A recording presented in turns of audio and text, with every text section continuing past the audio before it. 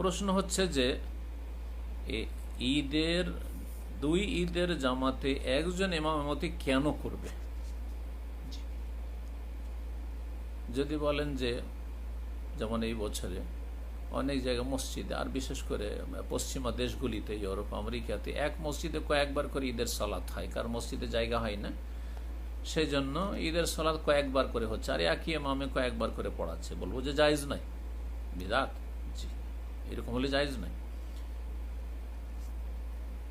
আর একটি অবস্থা হচ্ছে যে ওই একজন শুধু ঈদের সালাতের তরিকা জানে, বাকি লোকের ঈদের সালাতের তরিকা জানে না, ঈদের সালাত পড়াতে পারবে না, সব অযোগ্য। তাহলে অনেকেই জায়েজ বলেছেন যে এইরকম ঈদের একাধিকবার একজন ব্যক্তি ইমামতি করতে পারে। আল্লাহু আলম, বিষয়টিতে ইখতিলাফ রয়েছে।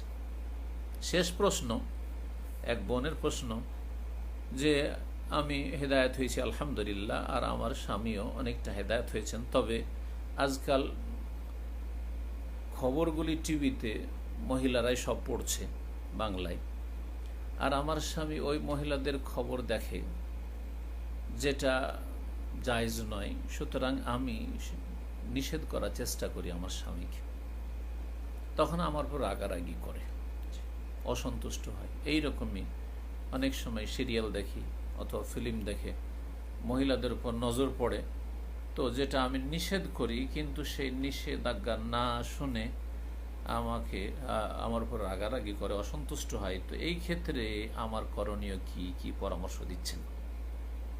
বলবো যে আপনি আপনার স্বামীকে উত্তম পন্থায় ভালোভাবে উপদেশ দিতে থাকবেন, বুঝাইতে থাকবেন। একদিনে মানুষের সংশোধন হয় না, মানুষ একদিনে পুরোপুরি নেক জীবন গড়তে পারে না। এর জন্য তরবিয়ত লাগে, প্রশিক্ষণের প্রয়োজন হয়, দীর্ঘ সময়ের প্রয়োজন হতে পারে। যে যতটা চেষ্টা করে তত দ্রুত এগিয়ে যেতে পারে।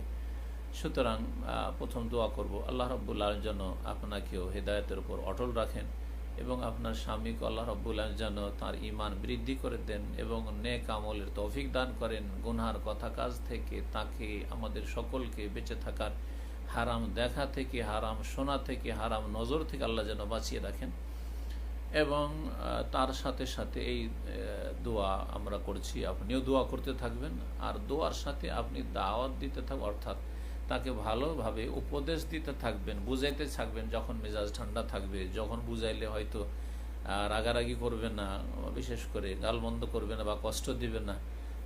আর একটু যদি কষ্ট হয়, তবু আল্লাহর দিনের জন্য যদি কষ্ট করেন, ইনশাআল্লাহ তাআলা তার উত্তম বদল আল্লাহ দেবেন। তবে উত্তম পন্থায় ঝগড়া তর্ক না করে, আর কর্কশ ভাষায় নয়, বরং নম্র ভাষায় ভালোভাবে আপনার স্বামীকে বা যে পাপ দেখছে, পাপ করছে, তাকে বোঝাবার চেষ্টা করবেন। আল্লাহ যেন আমাদের সকলকে হেদায়েতের উপর কায়েম রাখেন। এখানে আলোচনা বা প্রশ্ন উত্তর শেষ করছি। ওয়া সাল্লাল্লাহু আলা নবিয়িনা মুহাম্মদ ওয়া আলা আলিহি ওয়া সাহবিহি আজমাইন।